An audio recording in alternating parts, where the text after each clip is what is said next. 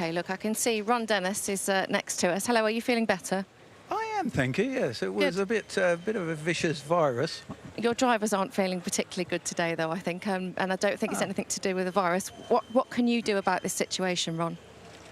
I'm supposing you're talking about engine performance or car performance. Listen, we're in Suzuka, it's the land of Honda, and we have the President Ichigo here. We have Mr. Yoshida, who's the Chief Executive Officer of Honda Motor Company, and Mr. Hudo, who's the head of R&D.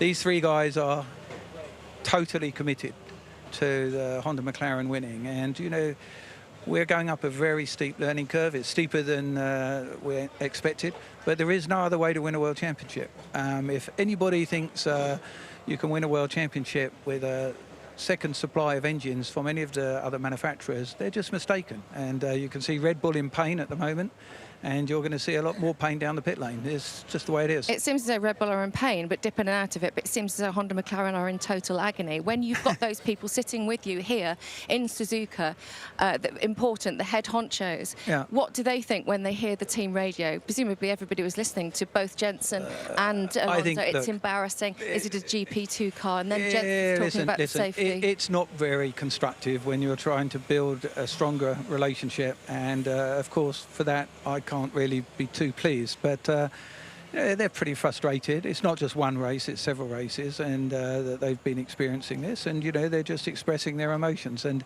do I condone it? No. Am I going to go ballistic? No, that's not constructive either. I'll handle it my way, and you know, my way normally works, but it's certainly not done in public. Ron, a couple of questions. You know, you've been through difficult times and your roller coaster ride for championships and non-championships. First part of the question would be, is this the most difficult time under your leadership at McLaren? And the second part is it wrong right now for Formula One that it's so engine dominated? It seems to be that it's not allowing the car manufacturers, the chassis manufacturers to show what they're able to deliver. I think what's really frustrating in virtually every regulation that we've got that was designed to reduce costs has increased costs. And not only has it sort of increased costs, but it's also constrained the teams to develop out of a problem. We can't test. We're limited in the wind tunnel. We're limited on CFD capacity. We are constrained on what you can and can't do with the engine. I mean, basically, if you don't get it right in the beginning, it's extremely difficult to climb out of a hole. And that's not what Formula One's all about.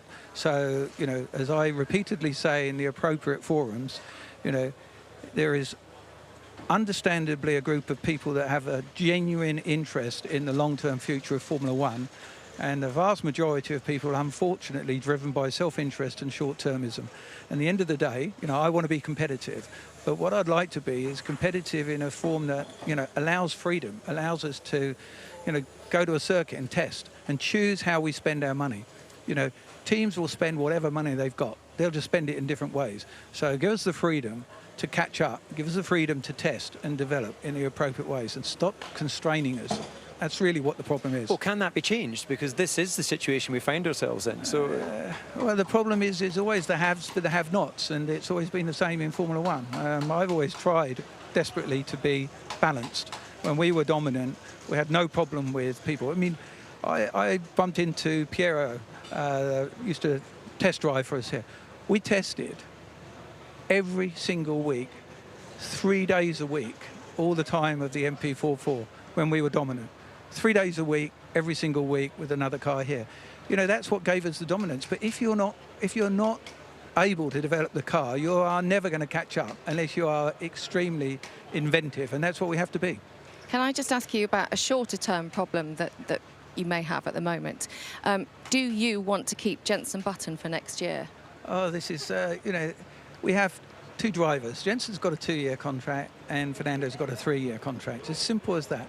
And you know, they vent their frustrations in different ways. We're all frustrated and disappointed, and that leads to demotivation. But at the end of the day, nothing's been clearer. They've got agreements in place.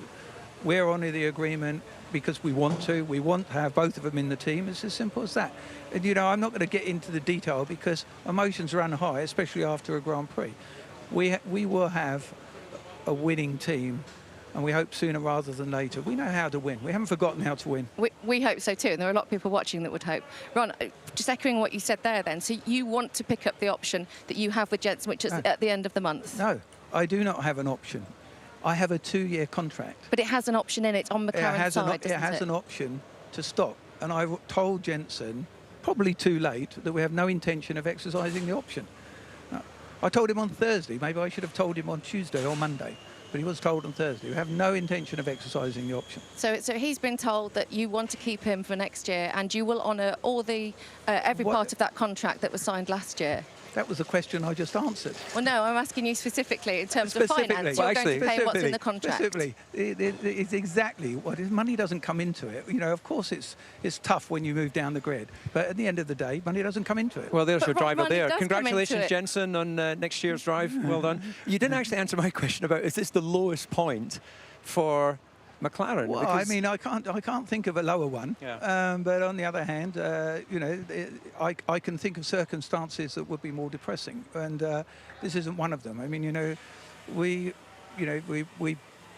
there are lots of things that can happen in Formula One.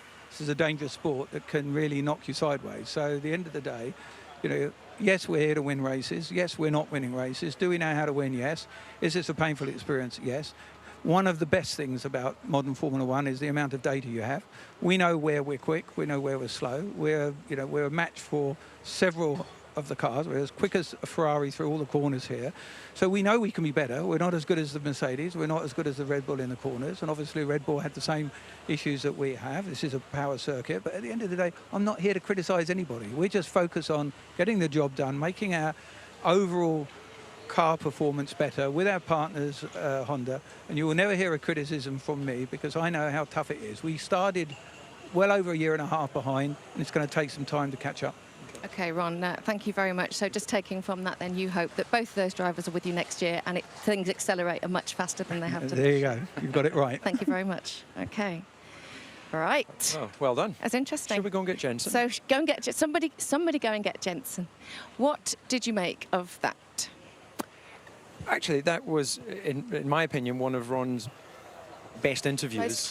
Most clear interviews. And actually, when you're at your lowest point or your back's against the wall, if you are a leader of men, and clearly he has been for many years in Formula One, then you have to be very clear in the instructions, in the direction. And he was, I think, Susie, very clear with us. And a couple of things to take out of that. Fantastic that we can go and congratulate Jenson, presuming that he wants to come and drive. That's the point, isn't it? Because you can't make anyone drive a car. But it's fantastic. He's acknowledged that is the intention of the team. And he acknowledges maybe he should have done it on Tuesday rather than Thursday, because it would have stopped maybe the speculation off the back of Singapore. The other thing is that he completely acknowledges that Mercedes package is a little bit better in the corners. Maybe the Red Bull is as well.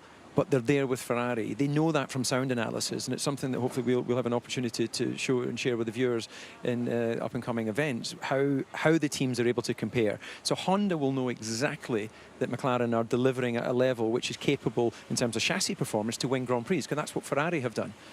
But they also know that, you know, they have a massive issue with this engine, and with the lack of tokens, the lack of development, you know, do they keep going this route with this engine and hope that they eventually get there, or do they start again and go not only a year and a half behind in development, but, you know, 2.5 years behind in development? But when he's talking about, I tell you, let's just have a little wander up here. When he's talking about the fact that they are obviously behind, how can they have special dispensation, though, from all the other teams? The other teams won't allow that, will they? Well, it's in the interest of Formula One not to have this as an engine formula. If you have Ferrari and Mercedes controlling the entire paddock performance market, then you fundamentally change the DNA of Formula One. Formula One has always allowed manufacturers to come in and have a chance of success. Right now, with the limitations that are there, it's stifling that opportunity. So it doesn't exactly encourage, especially the way Honda are going, it doesn't exactly say to BMW or these other manufacturers, come and join the party, because you're going to be publicly embarrassed.